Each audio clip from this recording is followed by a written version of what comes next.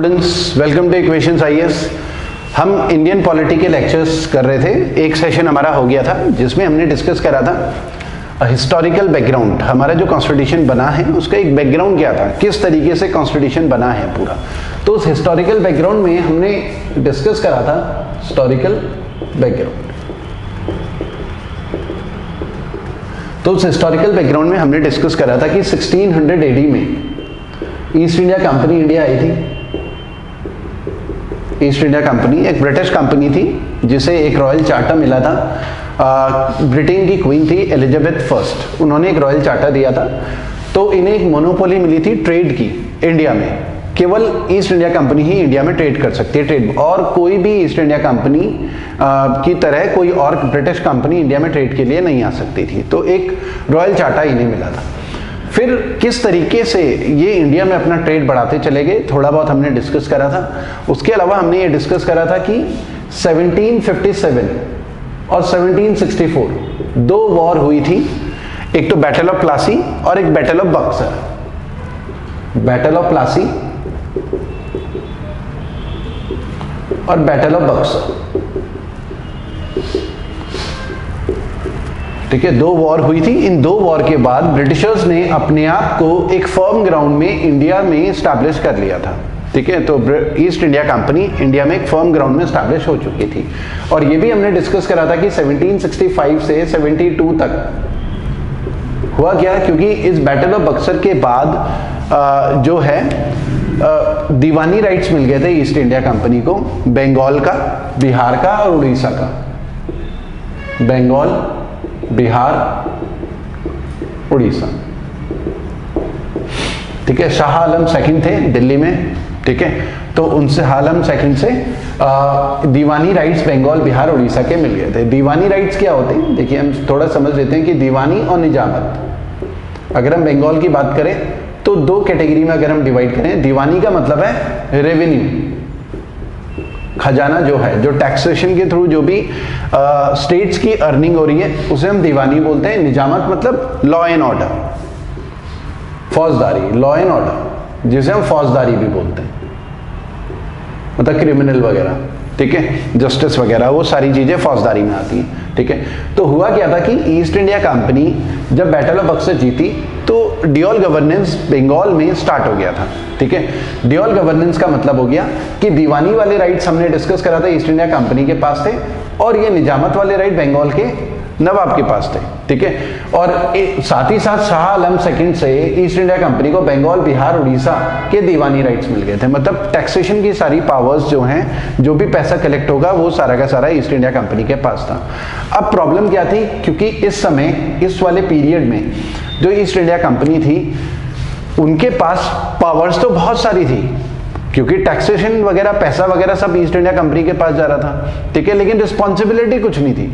ठीक है, तो इस वजह से ये करप्शन बहुत ज्यादा कर रहे थे। ठीक है, गड़बड़ कर रहे थे, ठीक है, जो भी हिसाब किताब था उसमें, ठीक है, और लोगों से ज्यादा टैक्स वसूल रहे थे। और इन लोगों के पास जो रूलर थे इंडिया में, जो राजा रजवाड़ा हुआ करते थे, जैसे यहाँ पर बंगाल के नवाब है, इनके पास रिस्पॉन्सिबिलिटी बहुत सारी थी। मतलब लोगों को जस्टिस भी देना है, लॉ एंड ऑर्डर, स्टेट्स की अलग अलग प्रॉब्लम्स हैं, तो रिस्पॉन्सिबिलिटीज बहुत सारी थी, लेकिन पावर कुछ नहीं थी, क्योंकि खजाना की चाबी तो ईस्ट इंडिया कंपनी के पास चली जा चुकी थी। तो ड्यूअल गवर्नेंस इंडिया में चल रहा था। तो इस समय प्रॉब्लम्स क्या हुई, एक तो ईस्ट इंडिया कंपनी के जो सर्वेंट्स थे वो मालामाल बन चुके थे। ठीक है, वो उनके पास बहुत पैसा आ गया था, वो इंग्लैंड में जाके प्रॉपर्टीज वगैरह खरीद रहे हैं। ठीक है, तो अलग अलग जगह पैसा इन्वेस्ट कर रहे थे, लेकिन जो कंपनी थी वो बैंकरप्ट होती जा रही थी। ठीक है, और ब्राइब वाला सिस्टम, गिफ्ट्स वगैरह जो कंपनी के सर्वेंट्स थे वो लगातार रिसीव कर रहे थे। ठीक है, साथ ही साथ जो है प्रॉब्लम्स बहुत सारी थी कि यहाँ पर जो इंडिया है, यहाँ पर भुखमरी भी लगातार बढ़ती जा रही थी, क्योंकि पावर जिनके पास थी उनके पास कोई रिस्पॉन्सिबिलिटी नहीं थी, जिनके पास रिस्पॉन्सिबिलिटी थी उनके पास पावर नहीं थी। तो मिस गवर्नेंस पूरी तरीके से हो रहा था। अब ये सारी बातें ब्रिटिशर्स, जो ब्रिटिश पार्लियामेंट है वहां तक पहुंच रही थी, क्वीन तक पहुंच रही थी, तो उन्हें लगा कुछ ना कुछ तो करना चाहिए। ठीक है, तो अब उन्होंने सबसे पहले ये डिसाइड करा कि भाई ये जो ईस्ट इंडिया कंपनी है, इन्हें रॉयल चार्टर तो मिला हुआ है कि इंडिया में ट्रेड करें, ट्रेड मोनोपोली मिली हुई है। तो इनके ये जो उल्टे सीधे काम है, करप्शन ये कर रहे हैं, कंपनी बर्बाद हो रही है, तो इसको रेगुलेट करने के लिए रेगुलेटिंग एक्ट लेकर आए। इसको रेगुलेट करने के लिए एक रेगुलेटिंग एक्ट लेकर आए, रेगुलेटिंग एक्ट ऑफ 1773। ठीक है। और ये रेगुलेटिंग एक्ट किसने रिकमेंड करा था? लॉर्ड नॉर्थ उस समय ब्रिटेन के प्राइम मिनिस्टर हुआ करते थे। तो ये भी एग्जाम में आया हुआ है कि उस समय ब्रिटेन के प्राइम मिनिस्टर कौन थे जब रेगुलेटिंग एक्ट, पहला रेगुलेटिंग एक्ट आया। तो इस एक्ट के थ्रू ईस्ट इंडिया कंपनी ने इंडिया में जो पॉलिटिकल अफेयर्स हैं उसमें इंटरफेयर करना स्टार्ट कर दिया। उससे पहले हम बोल सकते हैं कि ईस्ट इंडिया कंपनी जो 1965 से 72 तक था, रूल करना स्टार्ट कर लिया था बैटल ऑफ बक्सर के बाद। उससे पहले वो केवल एक ट्रेडिंग कंपनी हुआ करती थी, उसके बाद रूलर बनती जा रही थी धीरे धीरे करके। ठीक है। तो रेगुलेटिंग एक्ट ऑफ 1773 आया। अब रेगुलेटिंग एक्ट को हम बोल सकते हैं कि ये पहला स्टेप था ब्रिटिश गवर्नमेंट का कि ईस्ट इंडिया कंपनी के अफेयर्स को कंट्रोल करने का। अब इसके फीचर्स की अगर हम बात करें तो सबसे पहला फीचर रेगुलेटिंग एक्ट का, तो सबसे पहले गवर्नर जनरल ऑफ बंगाल एक बनाया गया, गवर्नर जनरल ऑफ बंगाल। पहले बने थे वॉरेन हेस्टिंग, और गवर्नर जनरल ऑफ बंगाल के साथ एक काउंसिल ऑफ फोर थी जो कि गवर्नर जनरल को हेल्प करेंगे, मतलब governor general plus 4, governor general plus 4। ये क्या थे? ये एग्जीक्यूटिव हो गए। एग्जीक्यूटिव मतलब जैसे एग्जीक्यूटिव हम उन लोगों को बोलते हैं जो मिनिस्टर्स होते हैं, जो डिसीजन मेकिंग बॉडी होती है। जैसे अगर हम सेंटर में बोले तो प्राइम मिनिस्टर और उनके जो मिनिस्टर्स हैं, council of minister headed by PM, वो एग्जीक्यूटिव है, वो डिसीजन मेकिंग बॉडी है। जबकि लॉ मेकिंग बॉडी क्या है? पार्लियामेंट है। ठीक है। तो मिनिस्टर्स या प्राइम मिनिस्टर वो एग्जीक्यूटिव होते हैं और लॉ मेकिंग बॉडी पार्लियामेंट होती है, जहां पर कानून पास होते हैं, डिस्कशंस वगैरह होते हैं। तो गवर्नर जनरल काउंसिल और साथ में 4 लोग, एक तो ये डिसाइड हुआ कि ये एग्जीक्यूटिव होंगे और इनको अपॉइंट कौन करेगा? इनको एक और चीज, एक बोर्ड ऑफ डायरेक्टर्स, जिन्हें कोर्ट ऑफ प्रोप्रिएटर भी कहा जाता है। ठीक है। Court of director, court of directors,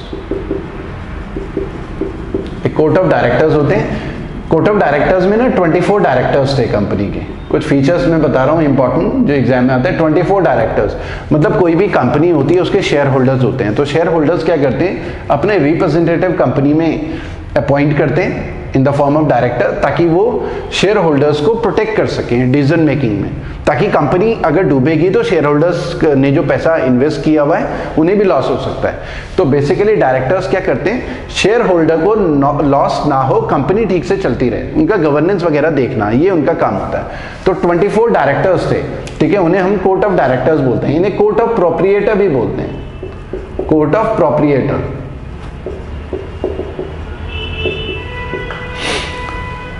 ठीक है। कोर्ट ऑफ प्रोप्रिएटर भी बोलते हैं। तो एक तो ये है जो आपको पता होना चाहिए। तीसरा, इसमें इंपॉर्टेंट फीचर क्या है कि एक तो सुप्रीम कोर्ट बनाया गया फोर्ट विलियम में। फोर्ट विलियम कहाँ है? कलकत्ता में। फोर्ट विलियम कहाँ है? कलकत्ता। उस समय कलकत्ता था, अब कोलकाता है। तो एक सुप्रीम कोर्ट एस्टैब्लिश किया गया, सुप्रीम कोर्ट 1974 में। उसमें पहले जो चीफ जस्टिस थे, chief justice sir Elijah Impey. तो पहले चीफ जस्टिस है सर एलिजा एम्पे, और साथ में 3 अदर जजेस भी हुआ करते थे। ठीक है। तो एक तो ये एग्जाम में आया हुआ कि पहला जो सुप्रीम कोर्ट है वो कब एस्टैब्लिश हुआ था? 1774 में। ठीक है। 1774 में एस्टैब्लिश हुआ था। और पहले जो चीफ जस्टिस है ये भी एग्जाम में आया हुआ कि सर एलिजा एम्पे। ठीक है। तो ये कुछ इंपॉर्टेंट फैक्ट है। चौथा, अगर हम इंपॉर्टेंट फीचर की बात करें तो चौथा इंपॉर्टेंट फीचर ये था क्योंकि ये एक्ट आया किस लिए था, क्योंकि जो सर्वेंट्स थे कंपनी के बहुत ज़्यादा करप्शन कर रहे थे, गिफ्ट्स ले रहे थे, ब्राइब ले रहे थे, कंपनी डूब रही थी और कंपनी लॉसेस में चल रही थी, लेकिन जो सर्वेंट्स थे वो अमीर बनते जा रहे थे। तो इसलिए जरूरी था कि करप्शन को रोकना, इसलिए इसने क्या करा, बैन कर दिया, एक तरीके से बैन कर दिया gifts bribe to servants of company.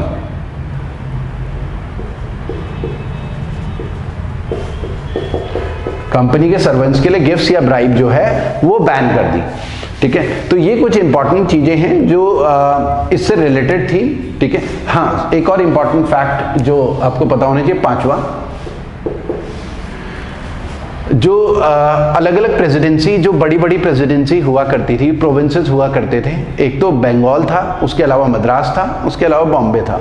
तो मद्रास और बॉम्बे जो है वो अंडर आ गए बंगाल के। ठीक है, तो Madras province, Madras and Bombay, Bombay province to come under Bengal. Madras और बॉम्बे प्रोविंस जो है बंगाल के अंडर आ गए। ठीक है, एक तो ये करा इंपॉर्टेंट चीज।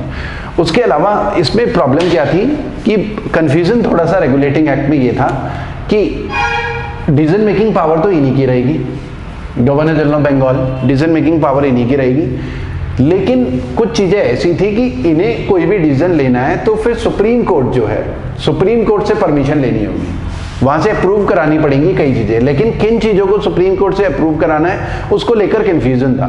तो एक टकराव वाली पोजीशन जो है, कंडीशन बन रही थी गवर्नर जनरल के बीच में और सुप्रीम कोर्ट के बीच में।